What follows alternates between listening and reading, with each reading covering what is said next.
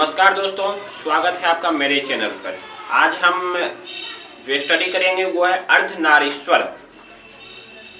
अर्धनारीश्वर रामधारी सिंह दिनकर का एक निबंध है। तो अर्धनारीश्वर सबसे पहले अगर आप कल्पना करते हैं तो आप अपने घरों में या अगल बगल के घरों में देखे होंगे, एक फोटो में अथागो एक शरीर रहता है, लेकिन अथागो उसमें शंकर भगवान रहते हैं, अथागो पार्वती जी रहते हैं। अथागो उनका जो शंकर भगवान का रंग काला रहता है, पार्वती जो माँ है वो सुंदर रहते हैं। शंकर भगवान आप त्रिनेत्र माने कि जो भसम उसम लगे हैं, पार्वती जी टिकली साटने हैं। शंकर भगवान त्रिशूल रखने हैं, पार्वती जी बीना या कुछ भी ऐसा आशीर्वाद दे रहे हैं।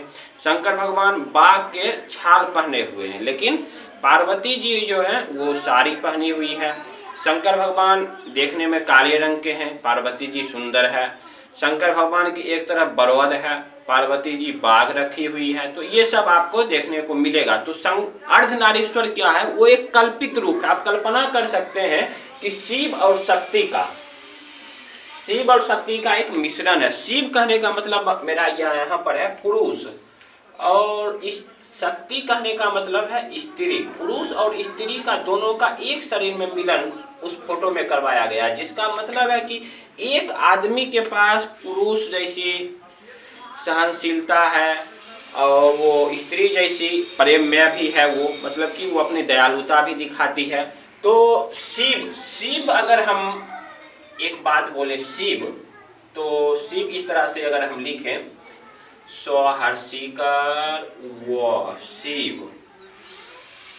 शिव में हर्षिकर है, ये हर्षिकर, इसको ई को अगर हम स्त्री मान लिया जाए, स्त्री ई को अगर हम स्त्री तत्व माने तो ई को मान लीजिए हटा देते हैं, स्त्री ई को अब हटा दिए तो ई क्या बन जाता है, सब मान लीजिए शिव है, अगर इसमें से हर्षिकर यानी इसको स्त्री लिख देते हैं। स्त्री तत्व को अगर हम हटा देते हैं तो वह सब के समान होता है। यानी आप समझ सकते हैं कि भगवान शंकर में से अगर हम स्त्री तत्व को हटाने पर वह सब यानी मुर्दा के समान हो जाता है। तो स्त्री की कितना प्रधानता है, ये आप चीज को समझिए। अर्धनारीश्वर लेखक का कहने का मतलब है कि नारी और पुरुष दोनों एक समान हैं, दोनों का महत्व इस समाज में एक है। लेकिन ऐसा तो हमको नहीं लगता है। हम तो देखते हैं कि जो एकदम लड़का आएगा एकदम हंस करके वो अपना गर्लफ्रेंड का किस्सा सुनाएगा, वो अपना बहन का, वहीं पर और जो कोई सुना देगी बहन तो उसको बहुत बुरा लगता है। ऐसा नहीं कि हम समाज को गलत रास्ता दिखाते हैं। अरे भाई, दोनों को समान अधिकार होना चाहिए, ये चीज हम कहने का मेरा मतलब है। अर्धनारीश्वर समाज जो है, ये समाज समझता है कि मान लीजिए कोई पुरुष है, अगर वो स्त्री का काम करेगा तो उसे लोग गलत साबित करता है। इसे भी ठेठी भाषा में उसे कुछ गलत नाम उपाधि स्त्रैन ऐसा शब्द दिया देता है। और पुरुष और महिला को पुरुष का काम करती है तो उसमें भी समाज उसको दोषी ठहराता है। तो कहने का मतलब है कि जो पुरुष और स्त्री अपने अपने काम को बांट लिए हैं अपने अनुसार से, लेकिन ये एक गलत है। काहे पुरुष स्त्री का काम काहे नहीं कर सकता है, ये चीज होना चाहिए। लेखक इसमें कहते हैं कि पुरुष भी घबराता है, डरता है कि वो स्त्री का काम ना करेगा, स्त्री भी घबराता है, स्त्री भी घबराती है कि वो पुरुष का काम नहीं करेंगी। तो कहने का मतलब है कि जब पुरुष और स्त्री के कामों का जब बंटवारा हुआ था तो कुछ शब्द लेखक लिखते हैं, जैसे पुरुष और स्त्री। पुरुष अपने आप को धूप समझ बैठा तो स्त्री को चांदनी समझाया, मतलब कि तुम कोमल हो, तुम सिर्फ श्रृंगार करने लायक हो, मनोरंजन करने लायक हो, इस तरह से वो बताते हैं। पुरुष अपने आप को वृक्ष बनाया तो स्त्री को लता बना दिया, लता मतलब वृक्ष से निकला हुआ लता। पुरुष अपने आप को गर्मी की उपाधि लेता है तो उसको वर्षा मतलब मुलायम चीज देता है। पुरुष और विचार है तो स्त्री भावना है। लेखक कुछ इस तरह से कहते हैं, नर अगर मतलब पुरुष और कुदार चलाने वाला है, मतलब कुदार चलाकर अन्न उपजा कर लाता है, स्त्री उसे फटकती है, ओछन पोछन करती है, ये सब चीज कहती है। पुरुष अगर सिंहासन की बात करें, राजा के सिंहासन पर पुरुष अगर उस सिंहासन पर बैठता है तो स्त्री एक शोभा होती है, उस सिंहासन के बाएं भाग में वामांग में बैठ करके उस शोभा को देती है। रंगीन चाली सपनों मीठी मुस्कान जीवन में उतरी है, इस तरह से कुछ कहते हैं लेखक। हम कार्य की बंटवारा की बात करें तो स्त्री कौन सी कार्य करेगी, पुरुष कौन सा कार्य करेगा, तो ये पहले शुरू में नहीं था। पहले जो आदि मानव थे, दोनों स्त्री और पुरुष दोनों अपना निकलते थे, और लेखक कहते हैं कि दोनों एक साथ निकलते थे, एक साथ मतलब शिकार करते थे, उसे मारते थे, एक साथ खाते थे जलाकर, मैंने कि एक दूसरा काम कोई कर सकता था। लेकिन ये जो भिन्नता आई, असमानता आई, ये कृषि के कारण आई। कृषि का पहला सोपान जब हुआ, जब कृषि का विकास हुआ जब, तो उस समय में स्त्री चुन ली, मतलब पुरुष चुना कि हम कृषि करेंगे, कुदाल चलाएंगे, पानी पटाएंगे, खाद छीटेंगे, और तुम जो है वो सब ओन को फटकना उटकना, कोठी में रखना, इस तरह से।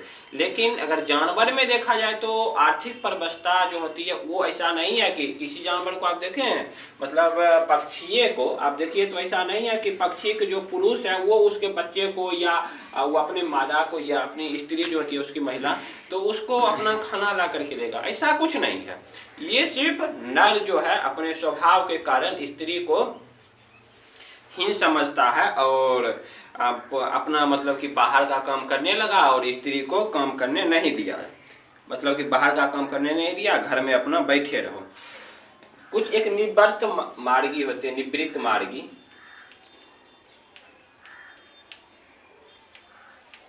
निवृत्त मार्गी मतलब जो होता है जो गृहस्थ जीवन को पालता है। गृहस्थ जीवन वो स्त्री को मनोरंजन का साधन समझा, जो गृहस्थ जीवन में रहते हैं कि ये इंटरटेनमेंट का साधन है। तो वहीं पर प्रवृत्त मार्गी, पर इसी का उल्टा होता है प्रवृत्त मार्गी, जो मतलब कि महात्मा लोग होते हैं, वो स्त्री को नकारा कि स्त्री जो है हमारे मोक्ष में बाधक है, ये हमको मोक्ष प्राप्त करने नहीं देगी, ये सब वो सब करके नकार दिया। अब हम बात करेंगे धर्म की। तो धर्म में क्या स्त्री का, तो धर्म में भी बात किया जाए तो उतना कोई खास स्त्री का जो है ना प्रवेश वो चीज नहीं दिखाया गया है। इतना तक ही कहा गया है कि स्त्री जन्म में मोक्ष की प्राप्ति नहीं हो सकती है। बौद्ध धर्म में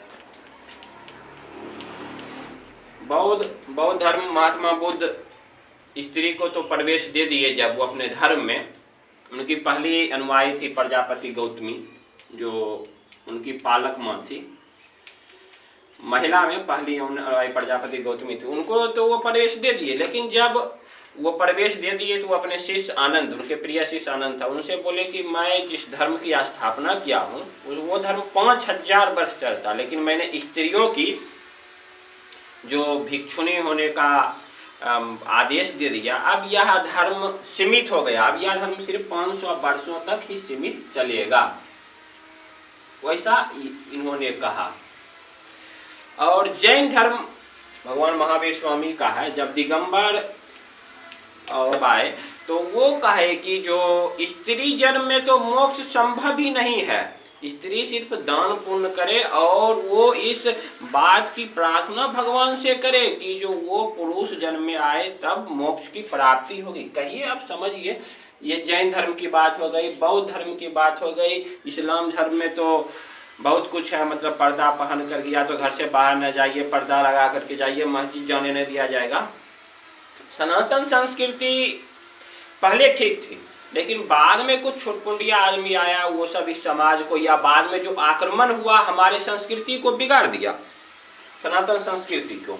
और बाद में कुछ इसमें भी बुराइयां आई, सती प्रथा ऐसा कुछ कर करके, तो लेकिन पहले ये सब ठीक था, क्योंकि सनातन संस्कृति मानता है कि सृष्टि का जननी ही स्त्री है, स्त्री से ही ब्रह्मा विष्णु महेश जो भी वो पैदा हुए हैं।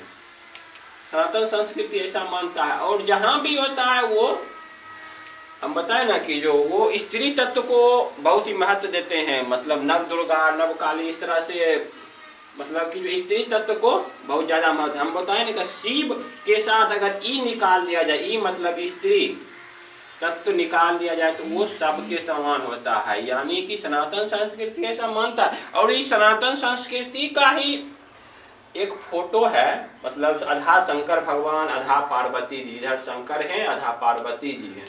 ऐसा नहीं है कि जो एक शंकर भगवान में आधा पार्वती जी ज्वाइंट है, ऐसा कुछ नहीं है। लेखक जो ऐसा कल्पना किया या कोई चित्रकार ऐसा बनाया कि वो देखा होगा कि शंकर और पार्वती, अढ़ा शंकर और पार्वती कहने का मतलब है कि एक तरफ भगवान शंकर विनाश करता है, अगर शंकर अगर अपने तांडव से इस सृष्टि का अगर विनाश चाहते हैं या किसी को प्रलय लाते हैं, तो वहीं पे पार्वती उस सृष्टि की पालनहार है, यानी कि दोनों मिलकर समन्वय इस सृष्टि की बना रही है।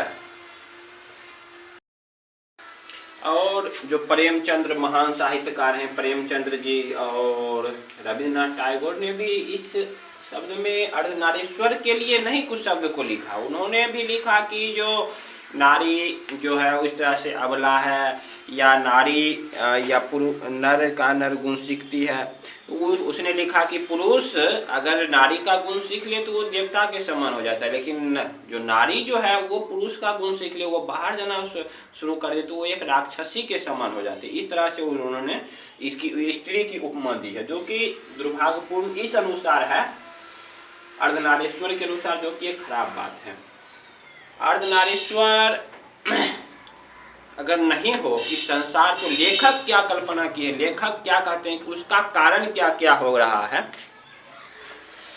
जो पुरुष हैं वो अपने मनोरंजन की, मनोविनोद, आनंद की वस्तुओं को स्त्री को मानते हैं। आनंद की वस्तु, विनोद, आप लोग समझ रहे होंगे, विनोद, मनोविनोद, मनोरंजन, ये सब की वस्तु को स्त्री को मानते हैं। और वो सीधा स्त्री से कहते हैं कि जब मैं बाहर कमा रहा हूँ तो तुम्हें बाहर जाने की कोई ज़रूरत नहीं है, तुम सिर्फ घर में रहो, पोछा पाछी लगाओ, खाना पीना खाओ, आराम से खाना बनाओ, बच्चे बुतरों को देखो। इस तरह से वो कहते हैं।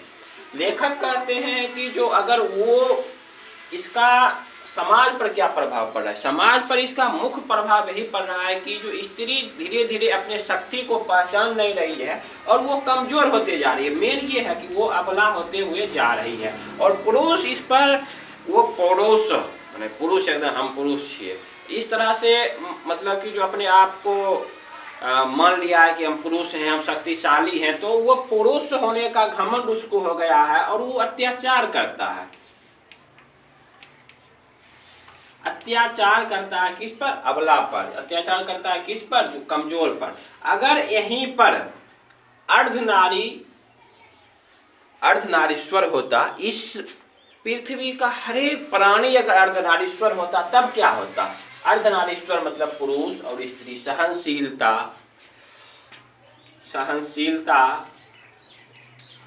दयालुता,